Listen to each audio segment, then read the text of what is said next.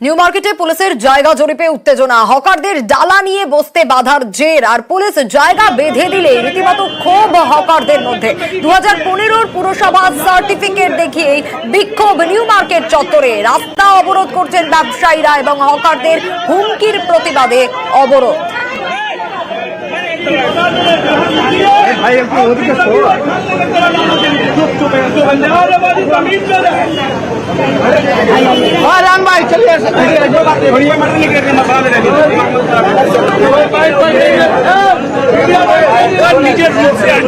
একটা নিয়ম, একটা সিস্টেমেটিক হিসাবে এক লাইনে ফুটপাতে এক লাইন করতে হবে। এক লাইন করে 3x5 বা 3x3 একটা আমরা নিজেদের মধ্যে এই সিদ্ধান্ত নিয়ে সব ডালাগুলো বসাচ্ছি। তার সত্ত্বেও পুলিশ এখানে এসে বাধা দিয়ে যাচ্ছে। পুলিশ বলছে এখন আমরা এটা লিফটিং করব, আমরা এখানে এখন দেখব, সার্ভে করব, তারপরে আমরা করব।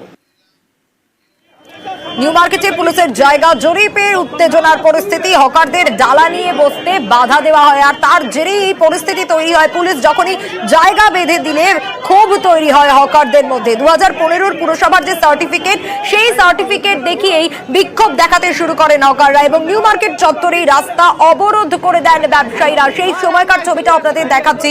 হকারদের হুমকির প্রতিবাদে অবরোধ, রীতিমতো নিউ মার্কেট চত্বরে এই পরিস্থিতি তৈরি হয়। ব্যবসায়ীদের তরফ থেকে অবরোধ করা হয় এবং পুলিশ যখনই জায়গা বেঁধে দেয় তখনই হকারদের মধ্যে ক্ষোভ। এবং এই যে দেখছেন সার্টিফিকেট দেখানো হচ্ছে, এটা 2015 পুরসভার যে সার্টিফিকেট, সেই সার্টিফিকেট দেখিয়েই কিন্তু বিক্ষোভ করতে শুরু করেন তারা। আরো বিস্তারিত জানবো, এই মুহূর্তের পরিস্থিতি জানবো। বিশ্বজিৎ রয়েছেন আমাদের সঙ্গে। বিশ্বজিৎ, পুরসভার সার্ভের পর হকারদের বসতে দেওয়া হবে, পুলিশের তরফ থেকে তো এটা জানানো হচ্ছে, কি পরিস্থিতি?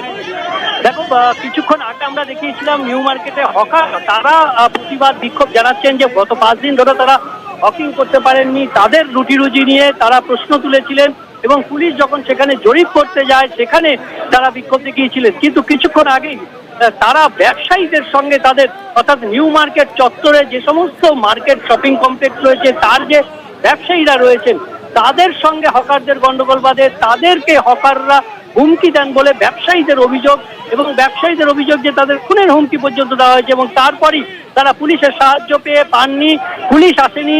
তারপর তারা প্রতিবাদে নিউ মার্কেট থানার সামনেই তারা রাস্তা অবরোধ করবেন। ধর্মতলা চত্বর অবরোধে যানজট সৃষ্টি হয় এবং তারপর ডিসি সেন্ট্রাল তিনি ঘটনাস্থলে আসেন, উচ্চপদস্থ পুলিশ কর্তারা আসেন এবং তাদেরকে সেখান থেকে সরে যেতে বলেন। আপাতত ব্যবসায়ীরা তারা মেন যে রাস্তা অর্থাৎ জওহরলাল নেহরু রোড সেখান থেকে সরে গেছেন, কিন্তু এখনো নিউ মার্কেট চত্বরে ব্যবসায়ী এবং হকারদের যে প্রতিবাদ, যে গন্ডগোল, যে চাপানো, তো তাতে এখনো উত্তেজনা রয়েছে। ঘটনাস্থলে প্রচুর পুলিশ বাহিনী রয়েছে, ডিসি সেন্ট্রাল নিজে রয়েছেন এবং অন্যান্য উচ্চপদস্থ পুলিশ অফিসাররা রয়েছে, নিউ মার্কেট থানার পুলিশ রয়েছে এবং এই যে পরিস্থিতি, অর্থাৎ সকাল থেকে প্রথমত হকারদের যে জরিপ করা জায়গা নির্দিষ্ট করে দেওয়া, তখন একবার উত্তেজনা এবং তারপর ব্যবসায়ীদের, এই মুহূর্তে ব্যবসায়ীরা রাস্তায় নেমে এসছেন। যারা নিউ মার্কেটের বিভিন্ন জায়গায় ব্যবসায়ী সংগঠন রয়েছে, যে সমস্ত যে মার্কেট রয়েছে সেই ব্যবসায়ীরা এই মুহূর্তে রাস্তায় নেমে এসেছিলেন, তারা অবরোধ করেছিলেন এবং পুলিশ এসে সেই পরিস্থিতি নিয়ন্ত্রণে আনে। এখন মেন রাস্তা জওহরলাল নেহরু রোড ক্লিয়ার হয়ে গেছে, কিন্তু এখনো পর্যন্ত ব্যবসায়ীরা রাস্তাতেই রয়েছেন। বেশ,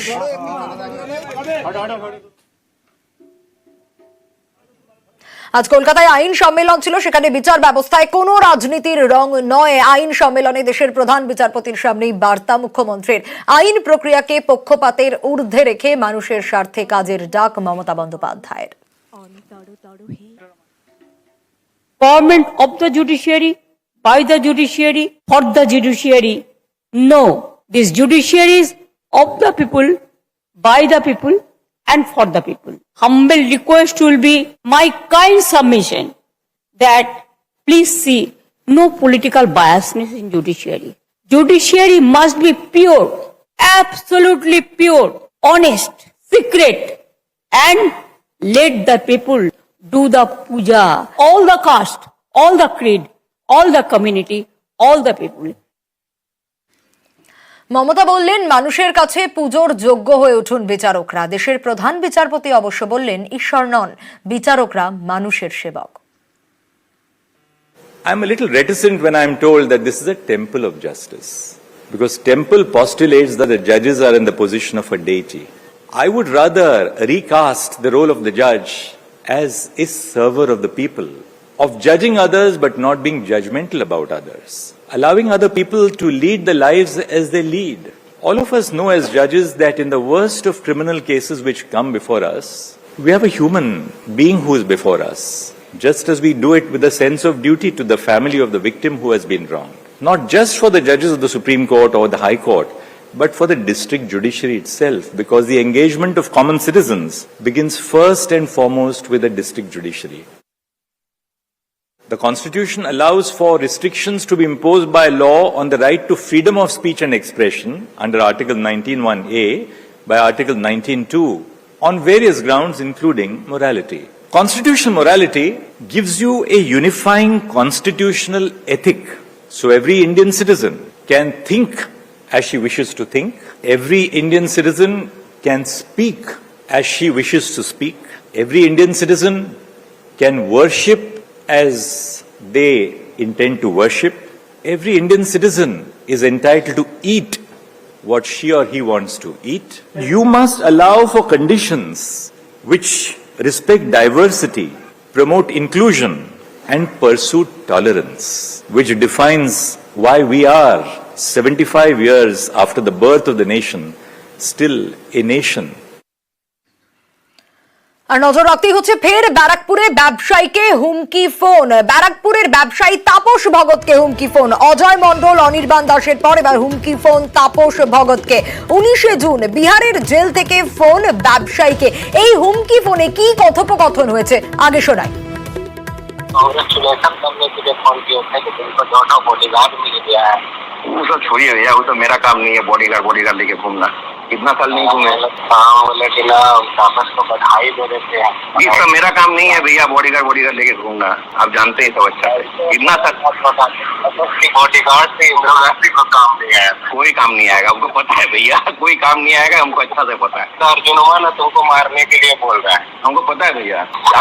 ठीक है, सुधार के ना एक बार हमारे साथ चल के देखो ना, बड़ा अच्छा महसूस होगा। हम इस मोड में है कि कोई भी व्यक्ति वहाँ नहीं मानेगा बात, और अनलीगल बात हम बोलेंगे नहीं, मानने लायक ही बात हम बोलेंगे हमेशा।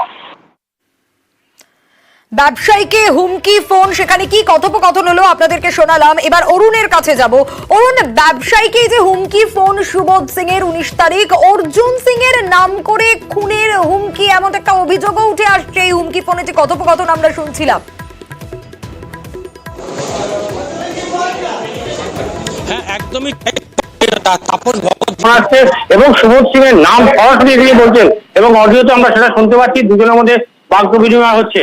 এবার তিনি বলছেন যে তাপস বাবু বলছেন যে আমার সঙ্গে অর্জুন সিং এর দীর্ঘদিন আগে একটা ঝামেলা হয়েছিল, তারপর থেকে তিনি আতঙ্কে আছেন, এবং তিনি এই ধরনের ঘটনা ফোন করেছেন বলে কিন্তু দাবি করেছেন তাপস। কারণ হচ্ছে যে সুবোধ সিং এর সঙ্গে যে কথাবার্তা হয়েছে, সুবোধ সিং তাকে বলেছে যে অর্জুন সিং মুঝে বরাত দিয়া থা।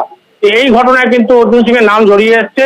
ফলে তাপস নিজের দুজন দেহরক্ষী তার আছে, তারপর তিনি কিন্তু নিরাপত্তার অভাব বোধ করছেন। তার বক্তব্য হচ্ছে যে তিনি ব্যাপারটা পুলিশ এবং কমিশনারকে জানিয়েছেন, এবং তার যে অডিও রেকর্ডিং সেটাও কিন্তু তিনি জমা দিয়েছেন।